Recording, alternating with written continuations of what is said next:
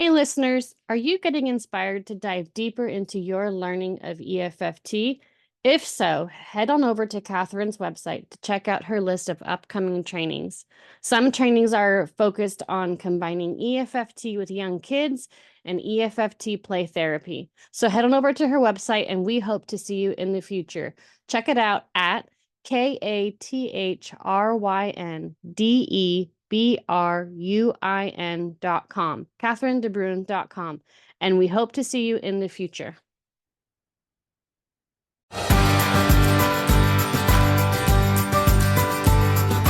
Welcome to the Family Express podcast, where our destination is resilient and connected families.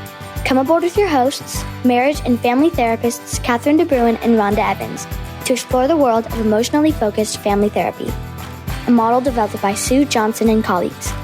Together with our guest speakers, our travels will map the EFFT landscape, highlighting lessons learned, shared fears, and the passion and curiosity that bonds our community. Welcome back, listeners, to the next episode of the Family Express podcast with Catherine DeBruin and Rhonda Evans. We're here today talking with Laurie Branch, a clinician out in Colorado, and we're so grateful to have you here, Laurie. We're going to be talking about working with families and teens, screen time, gaming, electronics, and how families are impacted by those interactions. Laurie, thank you so much for being here. Thank you. It's my pleasure to be here with you today. Thank you so much. We're excited to learn from you and talk with you about these topics. Let's start with, how did you get into family work, working with families? So my entry into the field was a small nonprofit, and it was for teen substance abusers. And our motto was, if you want to use drugs, that's your problem, and if you want to stop, we can help you with that. And so we had a lot of self-referred teens that came to the program that heard about it. It was free for them. And we also hosted a parent group. Many of the parents did not come to those meetings. So that brought a red flag up for me. I wondered about it. And when the teens asked me to host a Thanksgiving dinner one year, that really raised an alarm for me. I thought, gosh, even though I was not a mom myself, and I was pretty young at the time, in my 20s, I felt like there was something pretty seriously wrong, that the families didn't, have some level of wanting their teen to be there at the family Thanksgiving. Like, that was, I thought, a pretty major thing. So then I became more interested in family work and couples work as a result, thinking, wow, if we could help the couples, maybe they would raise kids that would be more securely attached and wouldn't want to turn to drugs and alcohol during those times in their lives. And so it started a whole, like a snowball rolling down the hill for me. And then I began to look more into couples work and discovered EFT, of course. And that was really like the first time I ever saw Sue Johnson was in Denver.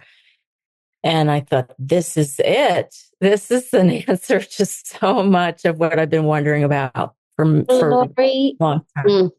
Laurie, I'm so grateful that you're here with us today. It's so nice to see you again. And I'm super curious, like, why are we seeing more addiction amongst kids and teenagers?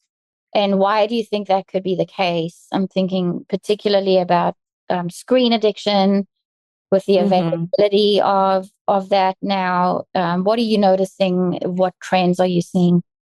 Yeah, well, what I'm seeing is since the pandemic, I think there's been so many changes again in the family, and having to adjust and readjust to our circumstances has been challenging. I didn't grow up with a cell phone. I don't know what that's like, right? And it's such a norm. it's very, and I see adults all the time as well. I mean, so we're on our devices as well as the kids being on devices, and it's a connection. Many years ago, when I first started this work and first started family work, I remember a mom and daughter, and they would call each other. They would talk on the phone from the house, and it wasn't a cell phone; it was a regular phone. They had two Yes, lines, yes, yes, yes. and that's how they connected, right? And so we're looking for ways, how can we connect, and what disconnects us, right? And parents and teens often get into these negative dynamics with each other around the power struggle around the devices, right? And this has been going on, I think, for a long time. um, there's a dopamine hit, right? That happens. And so it's definitely something that I think we're still trying to research what's going on, right? There's a lot of research coming out about the brain and what, what's needed. But what we know as EFT clinicians is that attachment and bonding is really important. And so I think one of the beauties about living in Colorado is we do have a lot of families that love the outdoors, right? For instance, so I think that can be really nurturing and nourishing for families to get out and go camping where there's no connection. And I do hear that from families where they'll say, yes, when the devices aren't there, it's a whole different experience, right? And Interesting. So, yeah. so we're talking about sort of the quality of life and family relationships, and we're in a Mhm. world now where screens and devices are just a very big part of our lives. And Right, you're even saying school, right? it take like teaching our kids how to regulate themselves around the media is Hmm. now a big part of parenting that never maybe used to be a part of it. And Right. and you're saying you either see families where kids are really overusing media and devices, potentially because there's a dopamine hit, so there's a high level of addiction, or Hmm. they're trying to get away from it entirely and get out into the open, and then Hmm. noticing that the quality of their conversations is entirely different based on Right. where they are. Exactly. Yes.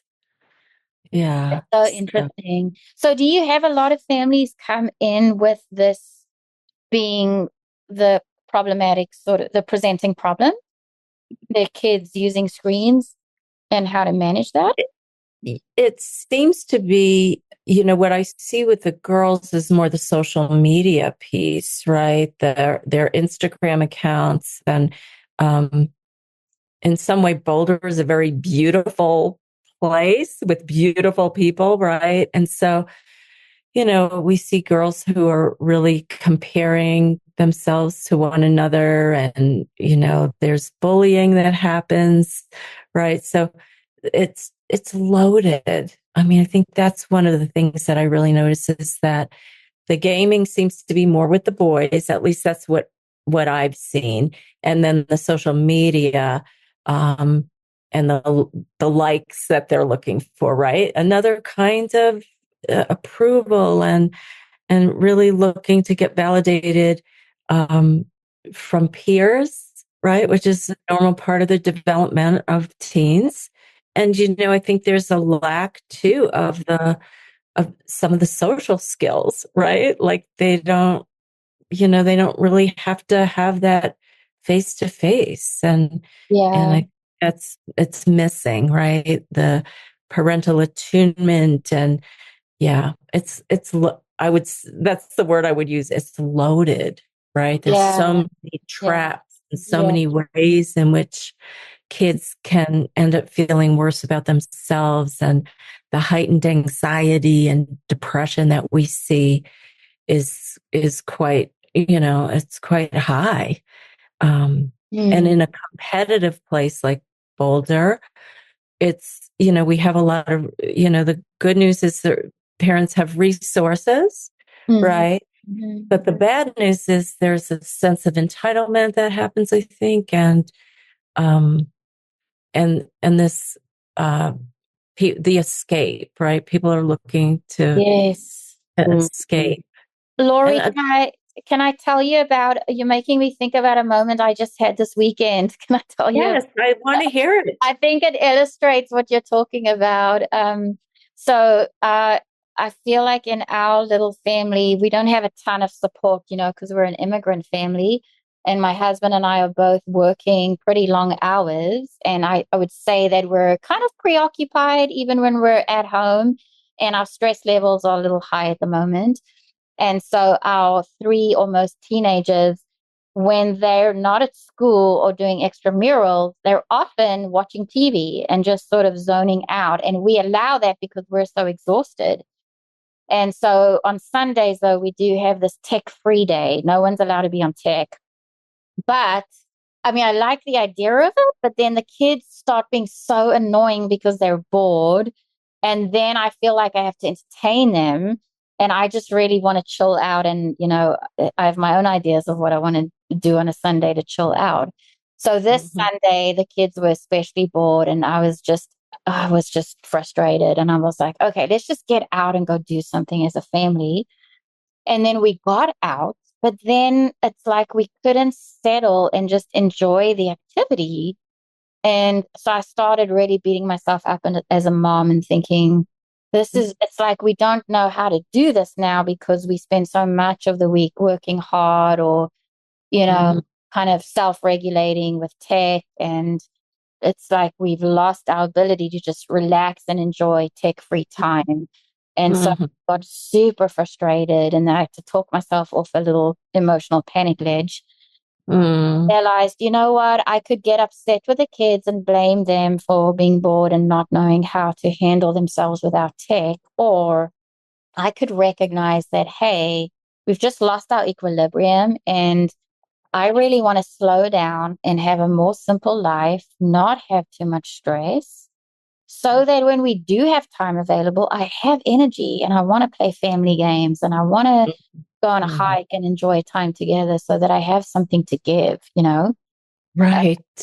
So is that that's what happened to me? And I'm just curious, is that the kind of thing you're seeing? And yeah, what do you make of that? Definitely. I mean, I definitely see that because, yeah, I think you're right. Like a lot of teenagers, they don't know what to do. And, first of all, I want to say, wow, a tech-free day, like a whole day of tech-free, that like sounds so hard. That sounds hard and amazing. And even just like the intention of that, like we want, right? Like what kind of support? What I'm wondering about is how that came out, even in the family discussion. Like how did you just decide we're going to have a family? Did you and your spouse decide that, or what was the conversation like to even put that out there in your family? I just think it's really great. I mean, I'm not sure if I've talked about this on the podcast before, but I think we might have a somewhat unusual outlook. And it's probably because my husband's in tech. Okay, so we're not Yes. going to be one of those tech-free households because tech is just, we always have the latest tech because that's just his big part of his world, right? Sure. So we have this philosophy that our kids are part of a tech world. We want them to be really good at tech because that's where a lot of the jobs are going in the future. And so we want to teach our children how to regulate Right. from an early age. So if they can learn to regulate themselves, they can use as much tech as they want to. I don't mind if they use tech as long as they're getting good marks at school, they're socially engaging, they're in their extramurals. And I'd rather have them be on tech for half an hour and then know how to say stop and get off it than simply not using tech or me constantly structuring it. Exactly. Yeah, And that makes sense. So part of that, those have been conversations we've had in our family from the very beginning. and Great. teaching them how to regulate themselves and learning how to, if they can't regulate themselves because one of them is neurodiverse, how do you put an alarm clock on for your 30-minute, amount. And then when the alarm goes off, you take yourself off of that iPad and you put that iPad away. And so part of that discussion was just let's also do a tech-free day so that we can also learn what life looks like when you're bored and how to get through that and be more creative. Mm-hmm. Yeah. Well, that's, it sounds good. It's good that you're going for that. What So what kind of conversations are you having with families like around around that, tech, yeah. social media addiction or usage or Mm-hmm. Mm-hmm.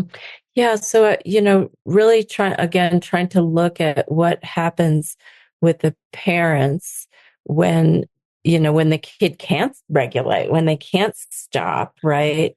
yeah. That's when it becomes a problem. And some kids have a really hard time with that, right? Like Yes, with some kids who yes. are like maybe neurodiverse and are dopamine seeking, and it's Hmm. really hard to stop, right? It's really hard. Yes.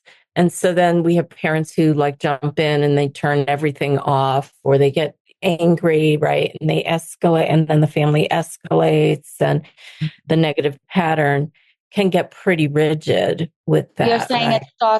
it starts not only being a problem with screens, then it Yes, starts being a relationship problem. exactly. Because Mm. the parents get exasperated, right? And then the child feels frustrated and there, in some cases, it really goes to an extreme, right? Where the child is supposed to be doing homework, for instance, on the tech, right? But they're not. Oh, yeah. They're gaming, right? And so Oh, we have an honesty issue that pops into that equation, and then the parents are hovering and being, really worried about like what's the long term effects, and so it's it so easy. Sorry, I'm just jumping in here. go It's so ahead, yeah, easy to get into a negative pattern around this because I know, so like for me, over the weekend, like I see the problem. They don't know how to spend time off tech. Then I mhm. start feeling bad as a parent. Then I Right. get into my Yeah. own shame and my Right. anxiety about what this means for the future of my kids, what this means for me as a mom. The And worry. it's so easy for me to take my bad mood out on them and get upset with them, frustrated, grouchy with them. And Right. then the more I do that, the worse they start feeling Hmm. about their tech usage. But then the Hmm. worse they feel, the more they want to tune out and use tech. Exactly. And then Yes. they do that, but then they lie about it and hide it. And then it Yes. then it Hmm. becomes a worse issue, right? And it just goes Yes. on and around and around. Right. You just named it right there. And that's one of the things that I've seen, particularly with neurodiverse kids, for sure. Mm. I see that it's a connection, like these games, the gaming, it's some kind of connection, right? And they feel like, if it's a place that they're getting success and validated, right, that they feel like they're good at it, then it, it becomes, that's the seeking, right? That's part of that, like I want more of this, I want more of this. And then with between the parental shame and what happens in between for the child feeling bad about themselves too, then, that it's a spiral down for sure. And it really causes a lot of pain and distress in families. Yeah. Mhm. So then are you two talking about now that the pattern has been named, now we're helping families by saying it's not a screen problem, it's a pattern problem. The pattern Right. is key. Hmm. Yeah. I mean, I think that's really important to talk about what's happening to each person, and for the parents to really start listening, more because they have their point of view. They want to get through to their teen. But if the teen doesn't feel met, then it's not, it's not going to really get through. Right. So that it's so important for us to try to understand that teen world. What is that like for, what needs are they getting met there? The acceptance, the belonging, whatever that be, that they're not getting maybe in their families or at school or whatever other, they have a whole life outside of us. And we do need to really see, well, what is it like for them? Really try to understand deeply what their experience is. Listeners, check out our book for children of any age. It's called A Jumble of Thoughts and a Tangle of Feelings. It's on Amazon.com. If you know a child out there who is having a tough time, but unable to put that distress into words, this book is your guide to helping them figure out what is going on. Whether you're an educator, a therapist, or a parent, we really think this will be a helpful guide for you. So you're saying, Laurie, that there ends up being two issues, right? The screen or social media usage, and then the relational issue in the family. And parents, if the relationship isn't strong enough, parents aren't going to be able to move that child or have input or have the conversations to understand what does that screen usage give the kiddo? Like what emotional needs are being met by that? Right. So that we can come alongside our teen and have a conversation about how to get those needs met differently, or Right. like be an ally with them on how to manage this usage. Right. Yeah. Yeah. But it's not a matter of just taking it away. It's a matter of understanding either socially, emotionally, or in the brain. Like, why is this so important for you right now? What is it giving you? Right. Getting Right. curious and sort of exploring that with your team Open. as like a together problem, right? Yes. The openness and the curiosity, I think, is really important. And for us to stay regulated too, as parents, because we can get exasperated by that negative cycle and the brain development, right? The teen might not really see that it's going to affect them, that there are going to be consequences. For instance, if they're choosing gaming over doing their schoolwork and that sort of thing, right? Parents get very worried about this. The anxiety can come up. What's going to happen? You're not making it. You don't seem to be engaged in school. Yeah. So there's so many implications that it's pretty complicated. Yeah. And as a parent or caregiver, like sharing the why, sharing what our concerns are, right? This isn't just about us shutting down access to social life.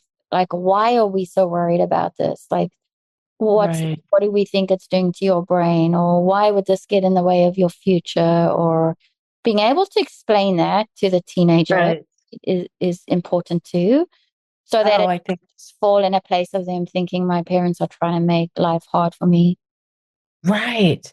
Well, and it reminds me, Catherine, as you're talking about that, many years ago, I taught an alcohol diversion class for the city of Boulder.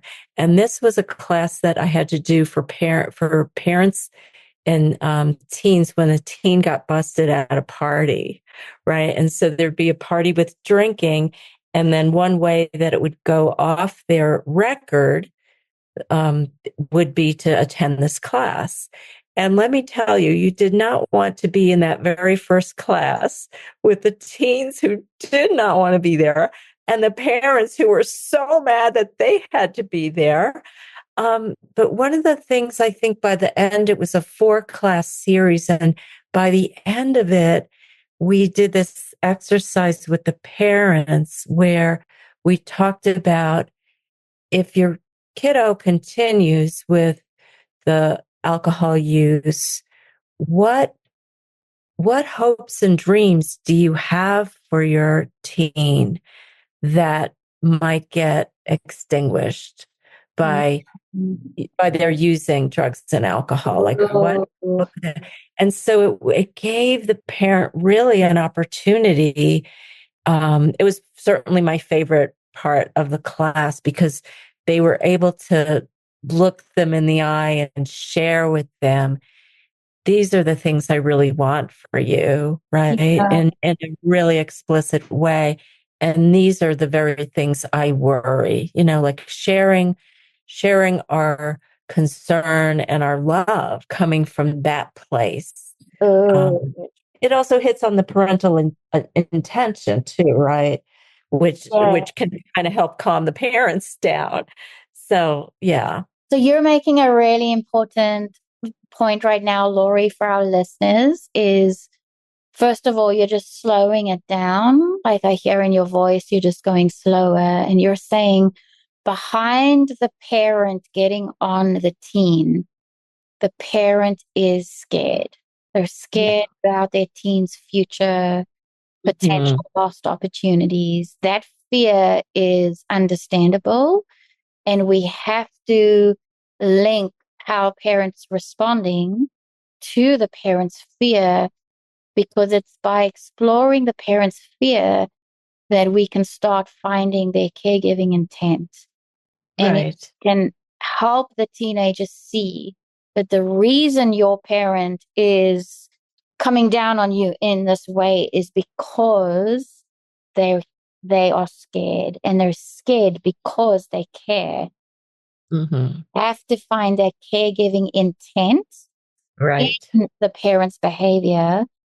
Otherwise, it just can fall in a harmful place for the teenager who Def- who is going to fill it in a different way, right? In a possibly more negative way of why their parents taking away the very thing that's meeting an important need for them, right. right? So we actually have to balance what they're getting, Yes. and we have to weigh it up with here's your parents' intention that's really Right. trying to give you something very important.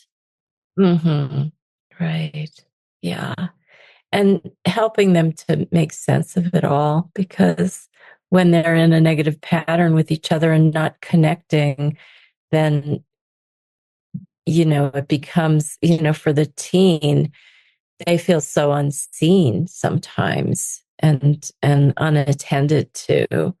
Right. And so as caregivers, um, I think what you're saying is exactly right, Catherine, for us to be able to name it out loud and be explicit so that there's a better understanding.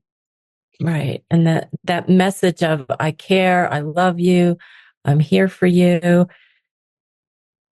So you're Instead, Yeah, we want to be able to explore what's going on inside the teenager's mind in terms of what they're getting out of it and needing. But we're right. also making space in that family session to really understand what's behind the scenes for the parents and where's Exactly. fear coming from, where's this motivation coming from. We're Mhm. slowing the whole conversation down away from the urgency of there's this behavior that's out of control. And oh my goodness. And like, let's just talk a little more about what's behind the scenes. And Right. I know that you have a secret weapon. Yes. You have a secret weapon. Tell us how you slow things down in your office. Yeah. Well, so I'll tell you how I got started with that too. I was an intervention specialist in two middle schools. And one day I was doing a grief group for the middle schoolers. Several of them had had a major loss in their lives, a grandparent, one had a sibling loss, one had a parent loss. And so we had this group. And one day a cat wandered into the group. And it was the best group we ever had because the kids took turns holding. It was a very cuddly cat. So my supervisor said, well, Laurie, did you invite the cat in for the next session? Because they really finally started opening up. And I had a friend who was very involved in San Diego, actually, with Canine Companions for Independence. And she was a breeder and puppy raiser. And so I chatted with her and I said, I think a dog would be great to work with kids. And she said, well, you can get on a list for released dogs. And at the time, they really looked for people who were going to use the dogs in some kind of work. So that was my very first experience with having a therapy dog. And now I have my fourth dog, and we're a graduate team. So I have legal public access with Yasmina, who is a facility dog from Canine Companions for Independence. So she's highly trained. She's highly attuned. And it's just very, very helpful to have her in the room as a co-regulator for people. Of course, the teens love her. The adults love her too. I have people who sit on the floor with her.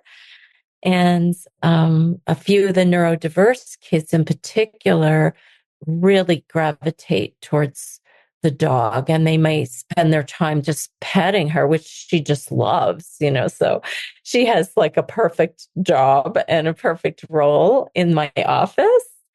And, we've gone out on walks. I have one teenager who had a ferret, and I said, oh, it would be very helpful. My dog has never met a ferret before. It would be really helpful in her training if you could bring your ferret in sometime. So she brought the ferret.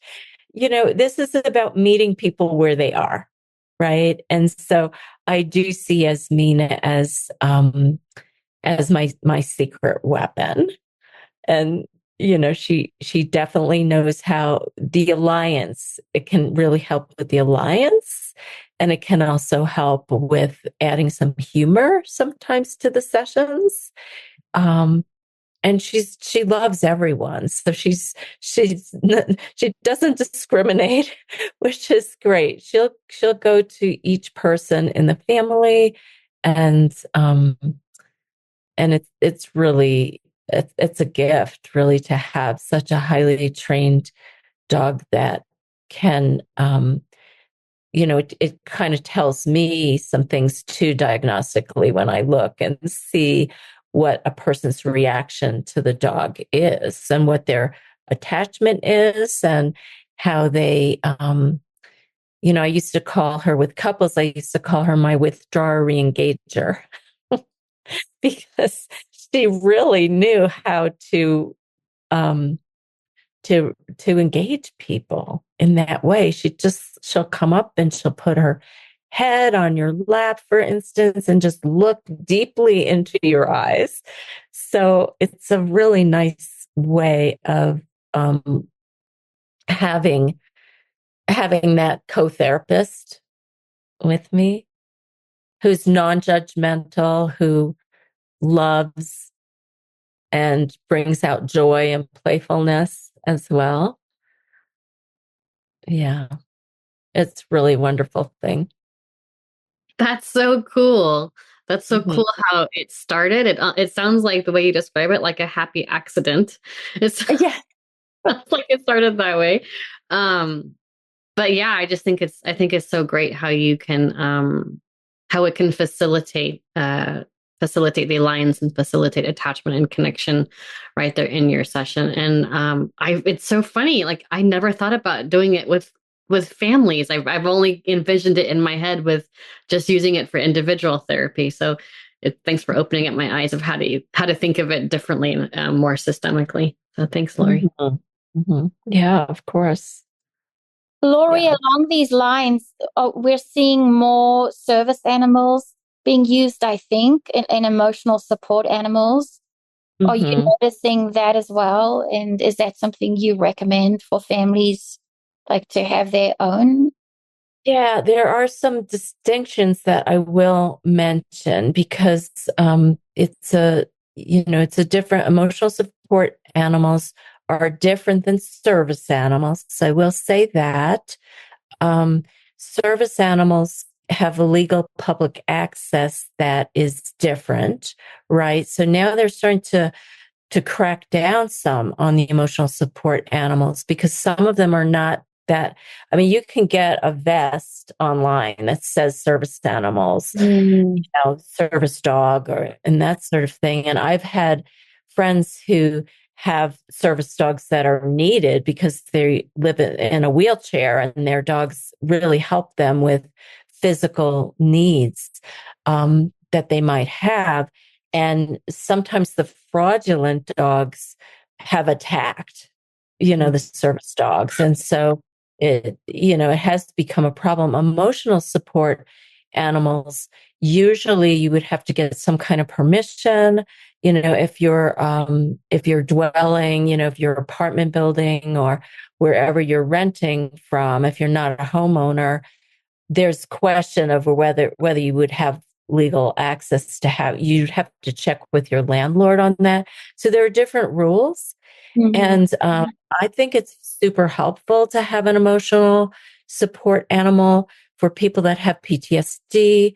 They're using CCI now is having, they've done kind of a pilot program with veterans and having PTSD dogs. So they have special skills that if a person is having flashbacks or some kind of dissociative state, the dogs will come in and help regulate them. Like they may lay across their lap or perform certain things. And so there's all different categories now, right? There's therapy dogs and there's service dogs and emotional support animals. And then, years ago, I did a read program at my kids' elementary school with my dog to help second graders learn, second graders who were struggling with reading. It was like a read to the dog program. It was lovely. But that was, that was requested by the school. So I wouldn't have had legal public access there. And since I don't have any kind of physical disability or emotional disability, I have public access with my dog when I have a client with me, for instance. Oh, interesting. Yeah. Okay. Mm-hmm. Yeah. Okay. Yeah. Wow. Well, Laurie, thank you so much for chatting to us today about some of the kinds of families that you're seeing in practice, and speaking a little bit to just the unique parenting challenges we face in today's world. Right. And the importance of slowing down and helping families have conversations about some of the worries that come up, right? About our kids just spending too much time on screens and with social media. Both, we really need to be able to meet them where they are and understand their emotional needs, why they feel the importance of being a part of that world. And then working together with them by having a good relationship, being able to work on this together, making adjustments that can be good for their brains. And getting support, getting support and being resourced, getting resources if you need them, having a team of people who you can reach out to. Yeah. Really important to be able to just shore each other up. It takes a village, as they say. I think that's true. Yes, for sure. We need to help each other out because we don't have as much support as we used to have, and the world looks very, very different. Exactly. Glad to know you're out there doing what you're doing. Thank you. Take care, you too. It was really nice to meet you, Rhonda. Thank you, Laurie. All righty. Bye-bye.